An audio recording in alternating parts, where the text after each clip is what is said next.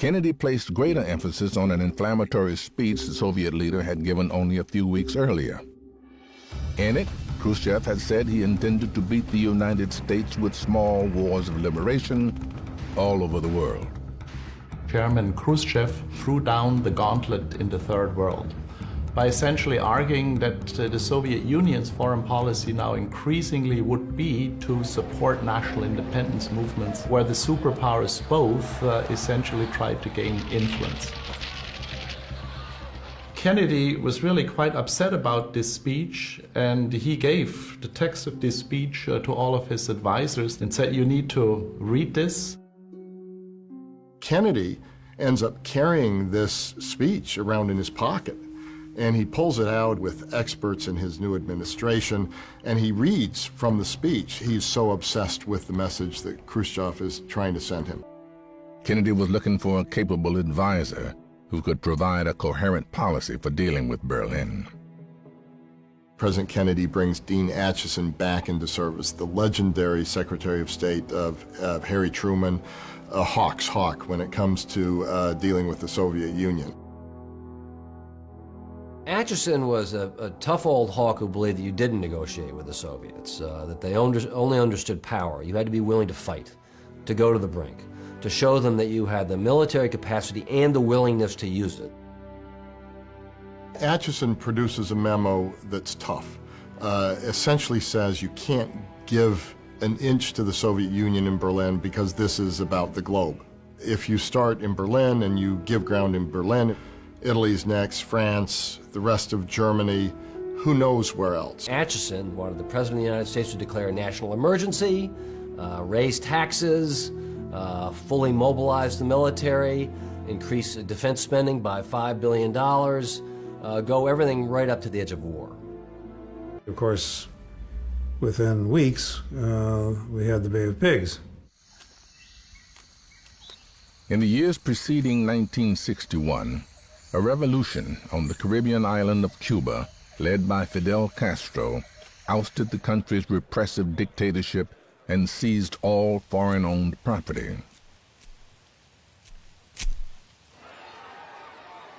The United States imposed an embargo on Castro's regime, freezing Cuban assets and severing diplomatic ties with Havana. The Cubans turned to the Soviet Union for support.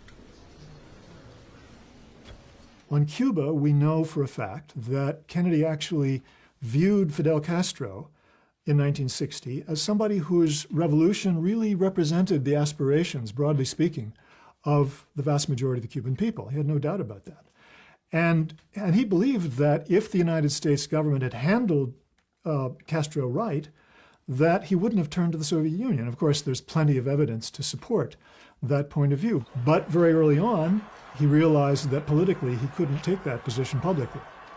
Only months into his administration, Kennedy would discover that the Cuban problem might lead to his undoing.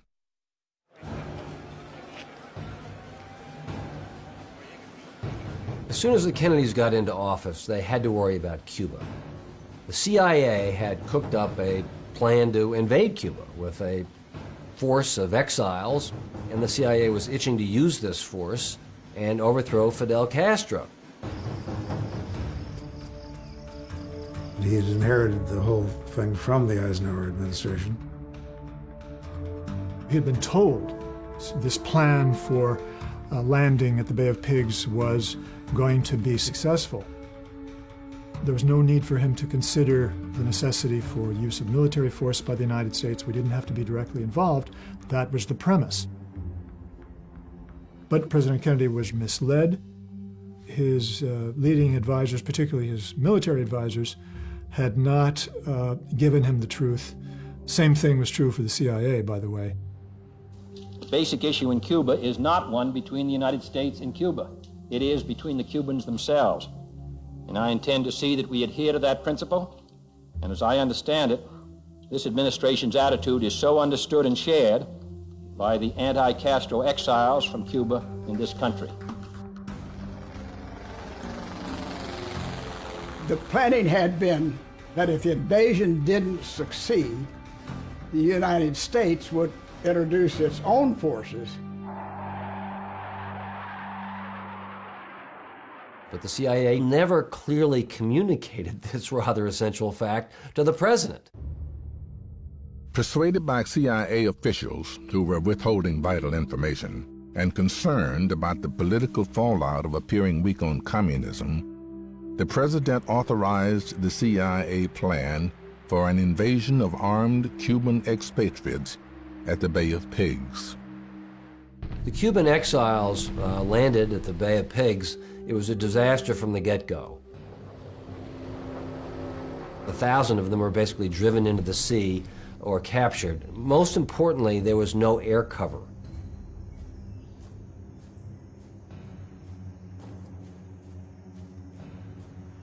Military and intelligence officials repeatedly pressured the president to authorize U.S. military intervention. Kennedy refused.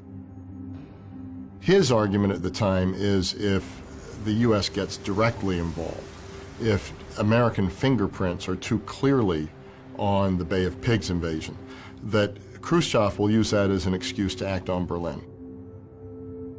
Kennedy was worried because he was coming up to a summit meeting, he hoped, with Khrushchev, and he didn't want to distract from that summit meeting by having too much attention be paid to Cuba. What this Bay of Pigs quickly showed was that the dominant forces in the administration were people that Kennedy had never appointed, that he had inherited from his predecessors in the CIA and the military, and they basically were assuming that they could push Kennedy around. There was a kind of entrapment built into the whole scenario, and Kennedy realized that too, and was not about to become a president that was entrapped. John F. Kennedy clearly felt that he'd been misled, that his leading advisors had not given him the truth, and that he had to be very cautious in the future about accepting anything that they said. The CIA was very unhappy because they had confidently assumed that the president would approve of airstrikes against Castro's forces if the brigade got in trouble on the beach.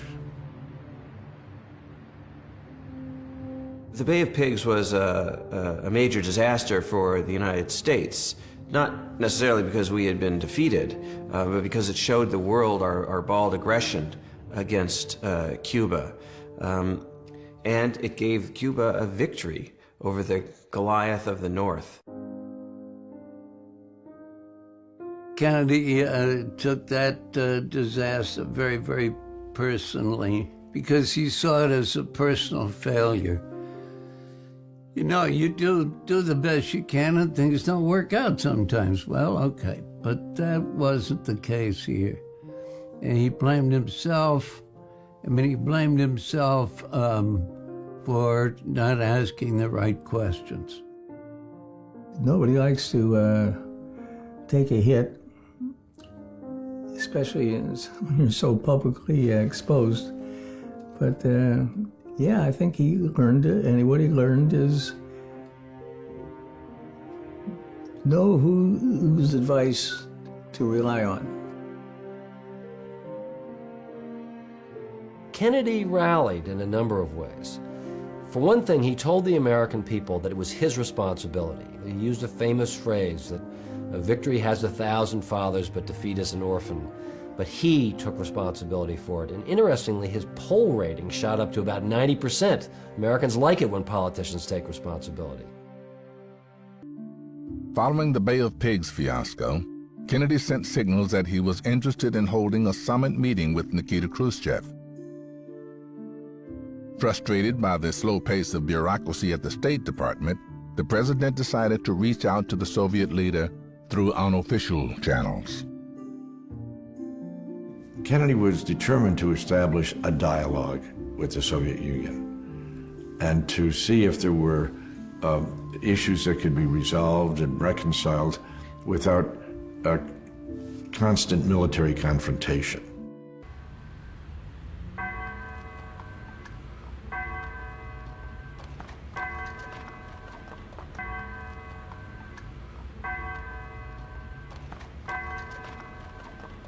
During their opening remarks, Khrushchev looked intently at the president and then asked, "Mr. President, how old are you?"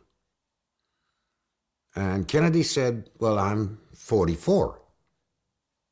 There came into Khrushchev's eyes a very wistful look, and he said, "Yes, 44. Well, you know, my son would have been that age, but he was killed in the war."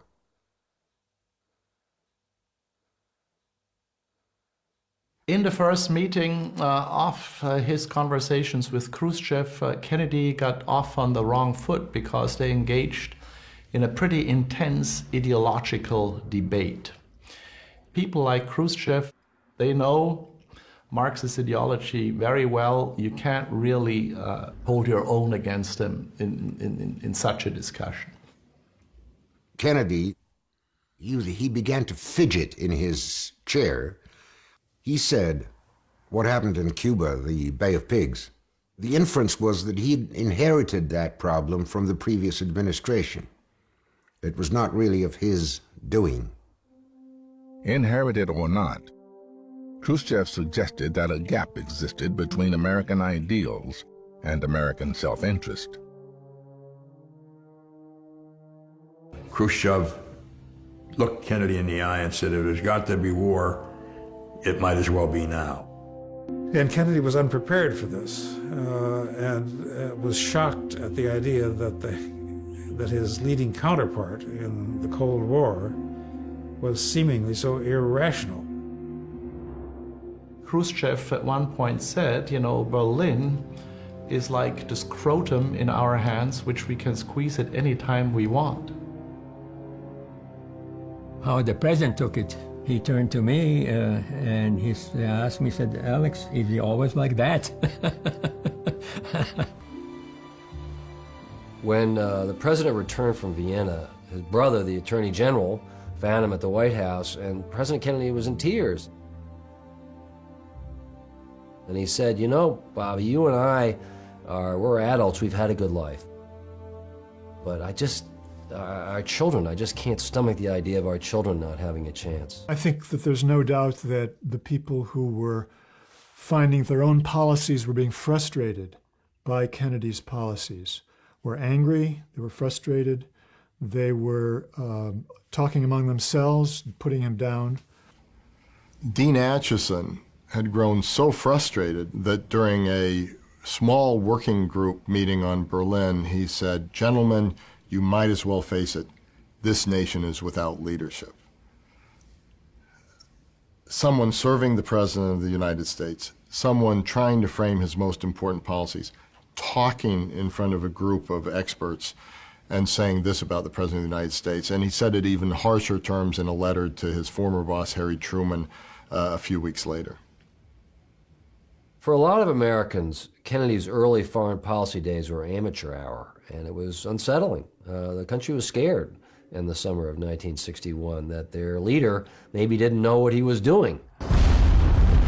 Khrushchev said one phrase which I distinctly remember. He said, "Well, I pity the American people who have elected such a man to be their president." Khrushchev perceived Kennedy as being indecisive and weak regarding Berlin and the Berlin crisis. And because of that, he was willing to escalate rhetoric, nuclear testing, etc. So by acquiescing to the Berlin Wall, he's facing a Soviet leader that is becoming even more troublesome and problematic.